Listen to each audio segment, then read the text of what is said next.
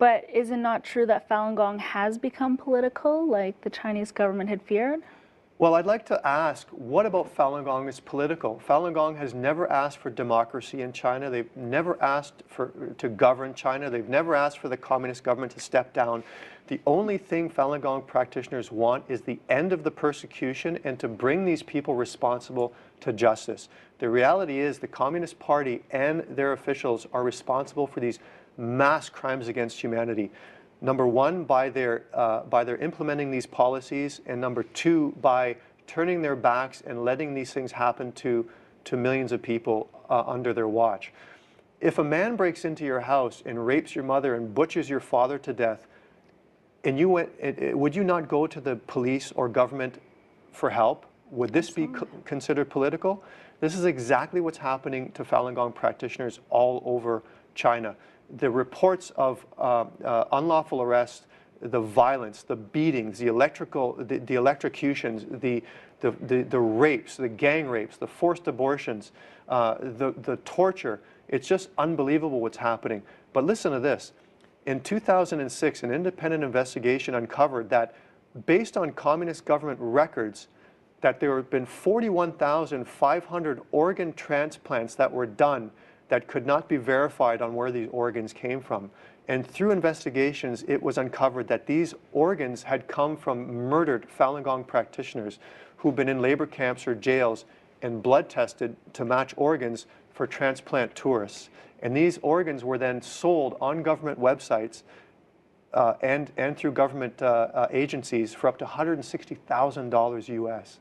Like, these are the issues that Falun Gong practitioners are facing today. Is it not human to want these crimes stopped? Like, if Coca-Cola or IBM were doing these crimes against a group of people and we all rallied to stop it, it wouldn't be seen as political. It's only seen as political because this human rights abuser, this perpetrator, is hiding behind the cloak of a government. So for Falun Gong practitioners to want this stopped, it's not political. But I want to go a little bit deeper on this political label because it's very important. For 60 years, the Communist Party has been brainwashing Chinese people to believe that if anybody attacks the Communist Party or criticizes the Communist Party, then they're against China and against the Chinese people. So this in turn has created hyper-patriotic Chinese who turn around and attack anybody that the regime labels as political or anti-China. And this has been, it's almost like it was an ingenious tool by the communist regime to protect them from ostracization from others for their crimes. So you have Amnesty International, who's seen as an anti-China organization because they're actually trying to stop the torture of Chinese people by the communist regime. But you get the actual Chinese people standing up and attacking Amnesty International, attacking the very organization that's trying to protect them because they firmly believe that this organization is political because the regime has labeled it political and anti-China.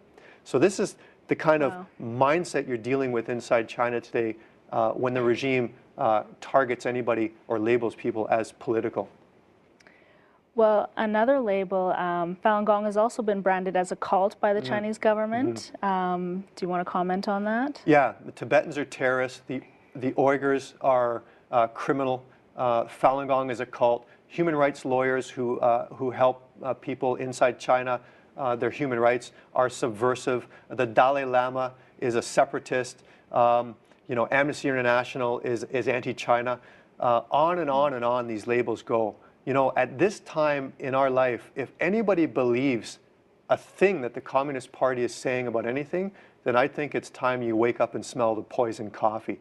You know, since 2000, Amnesty International has debunked the cult label on Falun Gong. And just recently, the United Nations wrote a report that stated the stigmatization of political against Falun Gong has created a conspiracy theory against the group that has aided in its persecution. Let's look at the facts, though. Since 1994, Falun Gong has been practiced in 60 countries around the world by millions of people, and it's been translated into 13 different languages. Not one person anywhere in the world has ever been convicted or arrested for any illegal acts anywhere in the world. All our appeals around the world have been awarded for our rational and peaceful appeals. There's no money about Falun Gong whatsoever. If you want to join Falun Gong, it's absolutely free. There's no worship or rituals.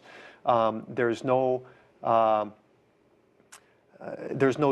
dogma about it. Falun Gong teaches, to respect your family, to be more responsible as a human being, to live by the principles of truth, compassion, and forbearance. From World War II to the Bosnian genocide to Rwanda, the #1 weapon in every genocide campaign is propaganda. Propaganda is used to hide a regime's crimes and also to dehumanize the victims so they can be murdered with no complications.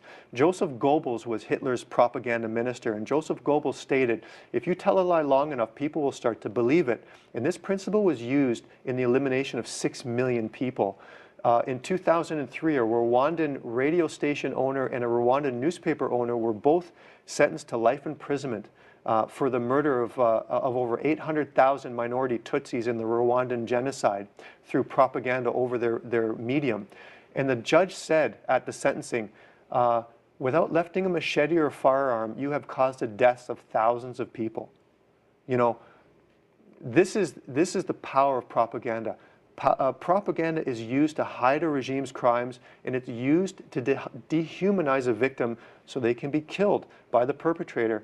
How else can German human beings murder 6 million people? How else can Chinese doctors butcher 41,500 Falun Gong practitioners in order to extract their organs for sale? They can do this because they don't look at Falun Gong practitioners as human. They look at them as political or cult members or criminal, and this is the issue, and this is what we're faced with. And this is why we have to be more aware of this propaganda and the power that it brings.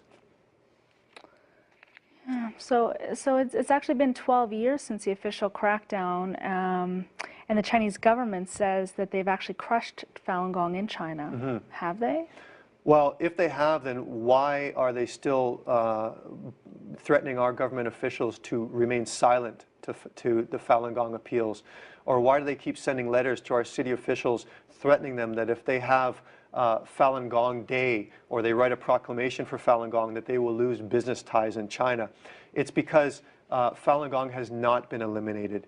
In 2006, a Chinese embassy official stationed in Australia defected from the Chinese embassy because of his conscience, and he stated to media that the Chinese government could not understand the peaceful appeals of Falun Gong to protect their freedom of belief. Now they cannot let the international community know what they've done to Falun Gong. This is the issue. The Communist Party is responsible for heinous crimes against humanity, and their #1 mandate is to hide these crimes from society so they will not be brought to justice.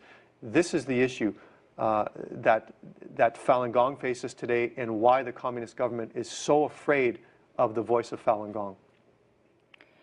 But don't you think we have to engage China in order to affect change?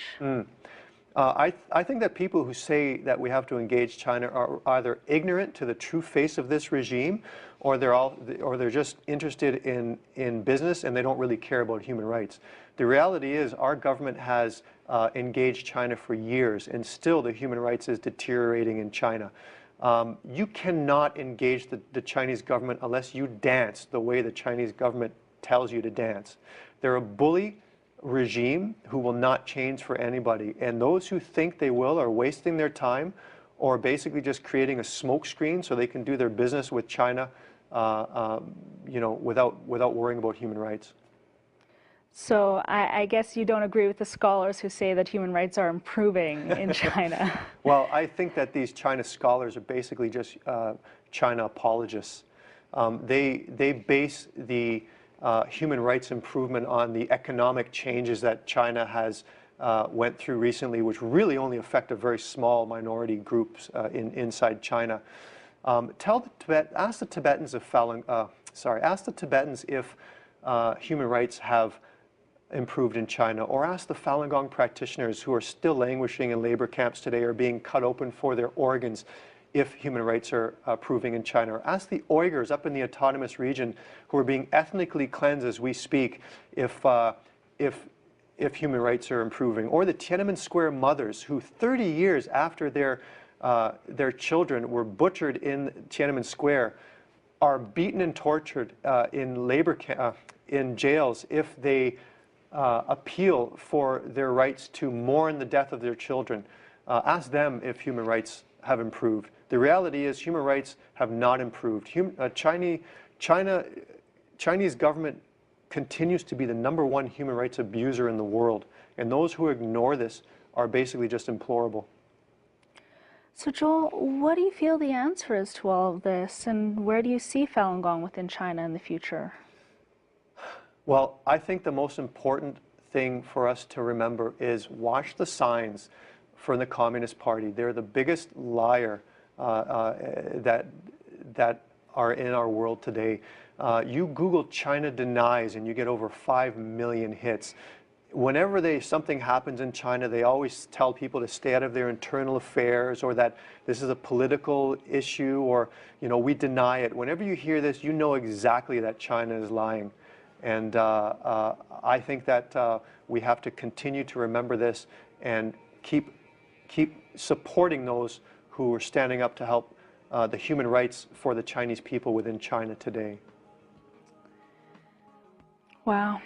Well, I want to thank you very much for being with us today, Joel.